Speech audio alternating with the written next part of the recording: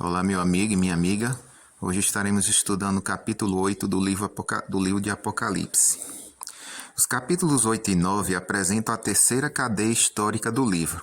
O tema central é a abertura do sétimo selo, uma nova corrente profética composta de 7 trombetas. Nas profecias, os toques de trombetas são emblemas de guerra, e nesta revelação, o teor da profecia já indica isso mesmo. Aliás, trata-se de guerras de conquista e aniquilamento, movidas por poderes levantados contra o império mais opressor da história do mundo, que é o Império Romano. Versículo 1.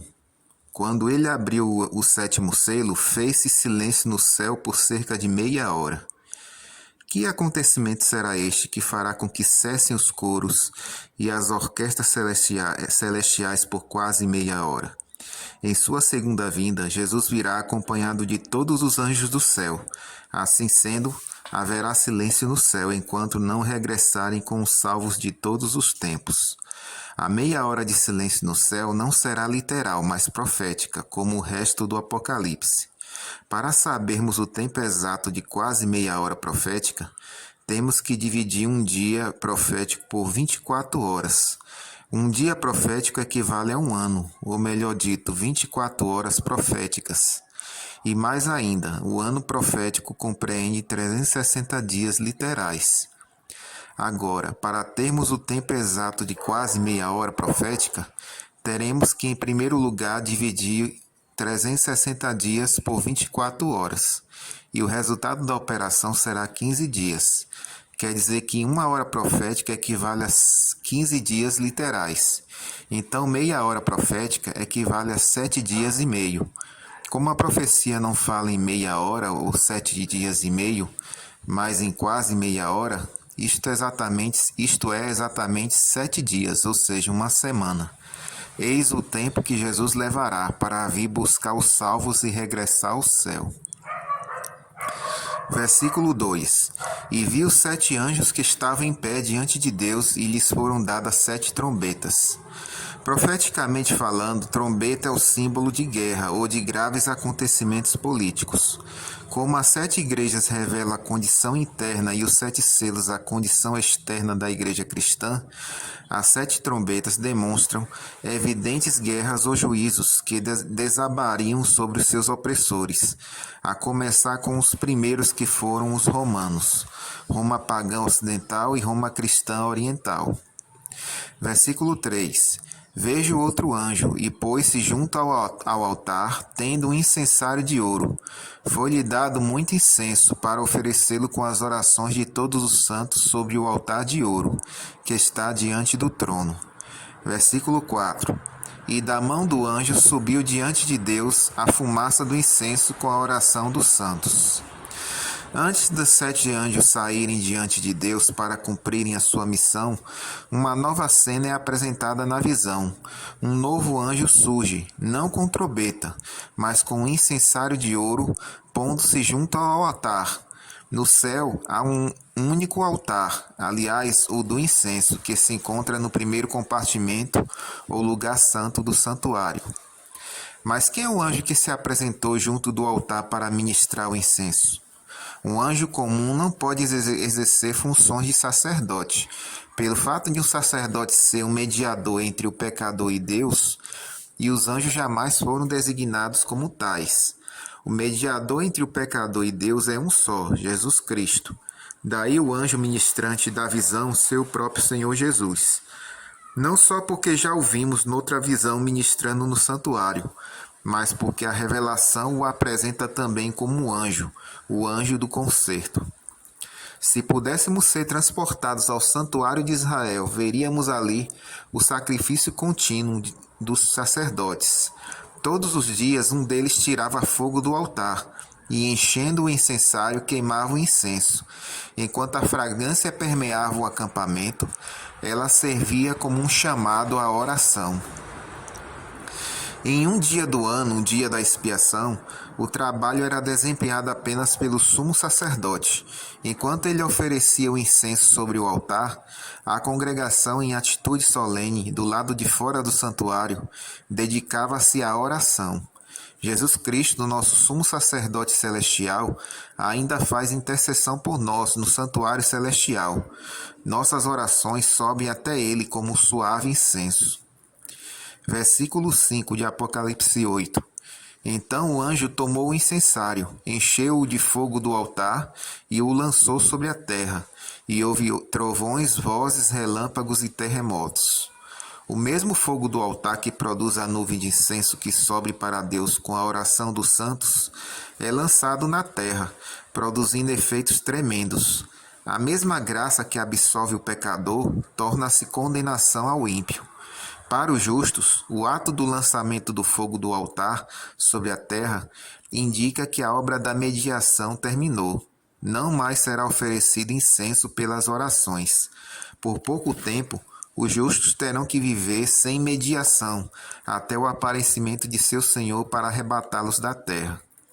E para os ímpios que desprezaram o amor de Deus, indica o fechamento definitivo da porta da graça.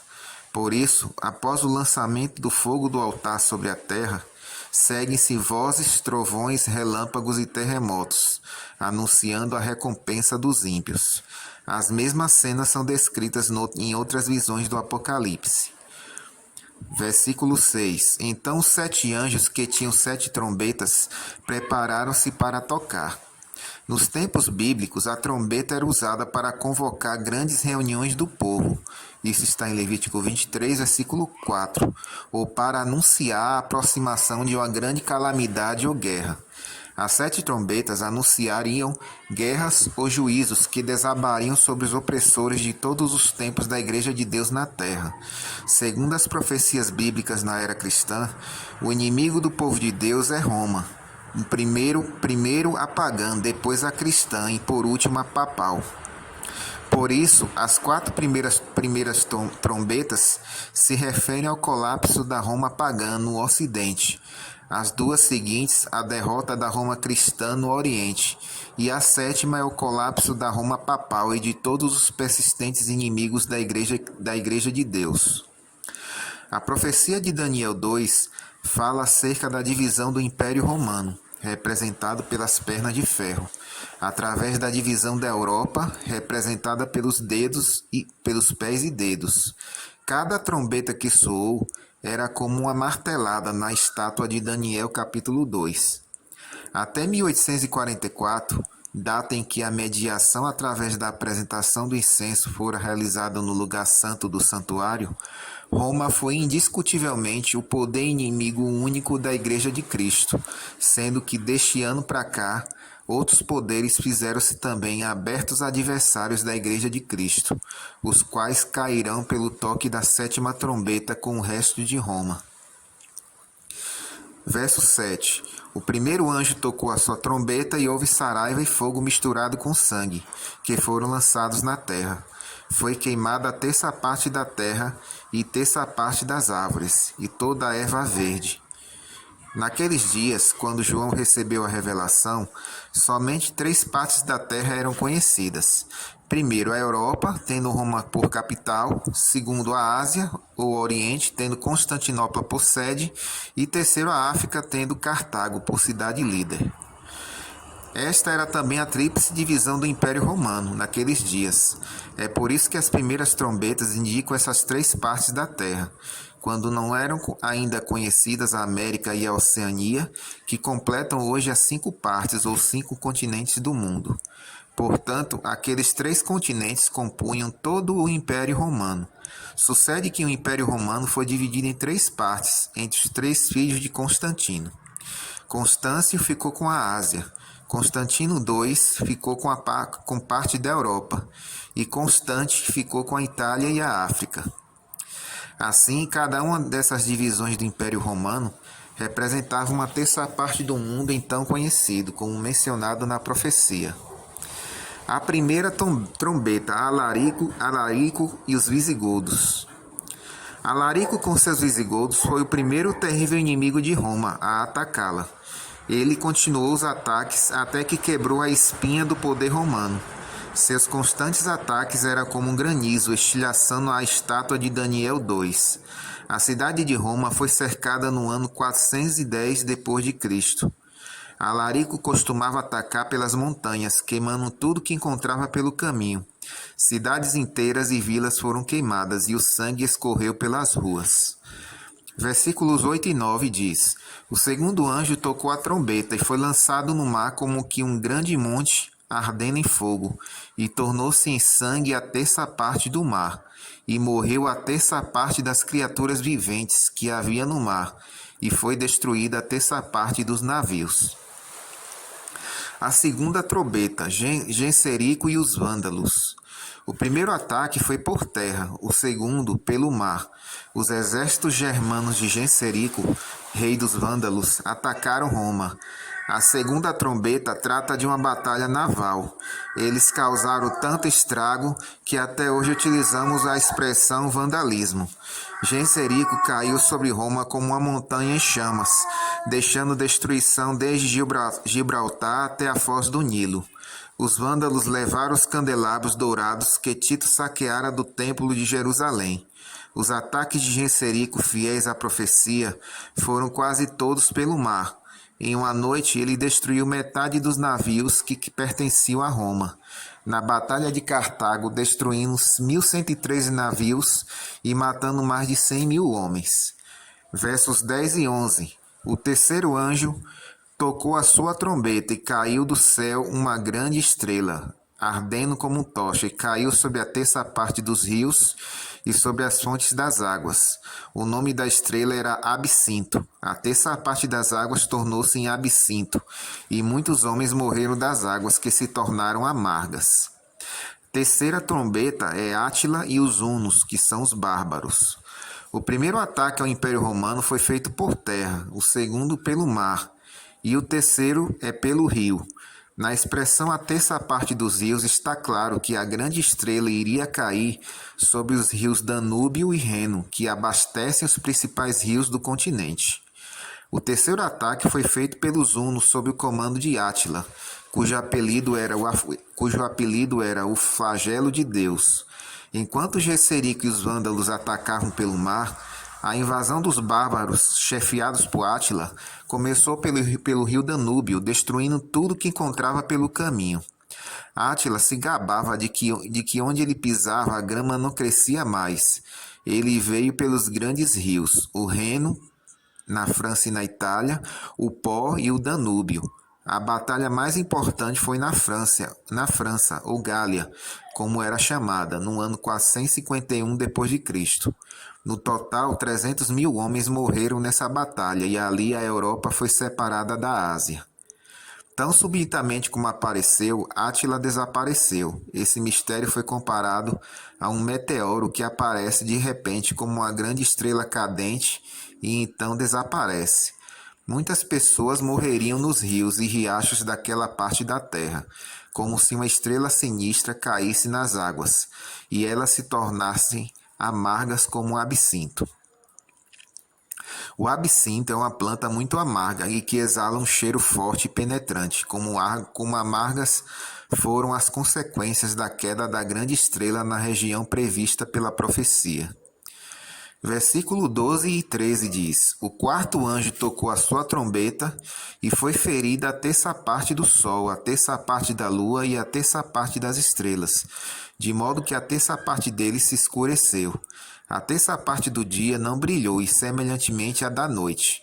Enquanto eu olhava, ouvi uma águia que, voando pelo meio do céu, dizia com grande voz: Ai, ai, ai dos que habitam sobre a terra, por causa das outras vozes das trombetas dos 3 anjos que ainda vão tocar. A quarta trombeta, Odoacro e os Érulos. Soa a quarta trombeta e finalmente a Roma Ocidental desaba por inteiro. Outro exército da Alemanha, chamado de Germânia, vai para a Itália. As tribos dos Érulos, liderados por Odoacro, um dos generais de Átila, começaram o ataque.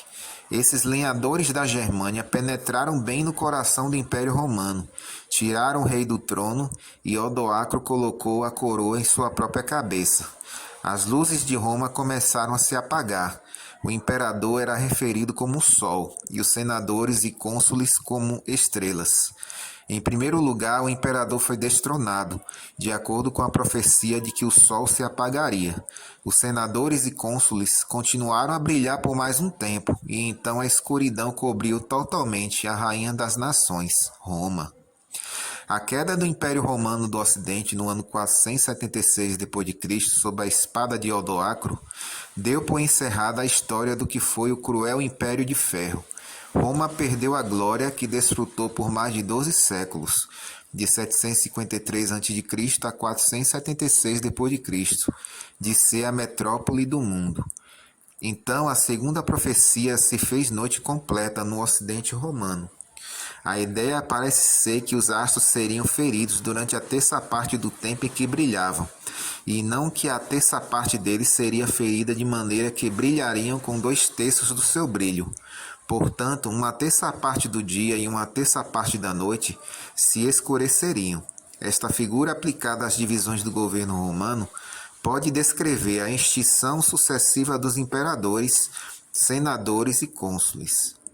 A queda total da supremacia de Roma no Ocidente, determinada pelos sucessos das 4 primeiras trombetas, ocasionou uma completa nova ordem de coisas na Europa ou no Ocidente.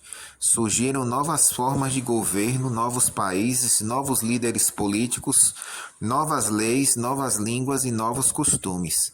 Foi, por assim dizer, fundado um novo continente que constituiu a Europa moderna de nossos dias. É anunciado que as últimas 3 trombetas seriam mais severas do que as primeiras que já tinham soado. Acontecimentos ainda de consequências mais terríveis e maior alcance tomariam lugar. A 5ª e a 6ª trombetas deram fim ao Império Romano do Oriente, e a 7ª trombeta, que ainda não aconteceu, marcará o fim do Império Mundial dos Reinos da Força. Nosso próximo estudo será sobre o Apocalipse capítulo 9. Que Deus abençoe a cada um de vocês.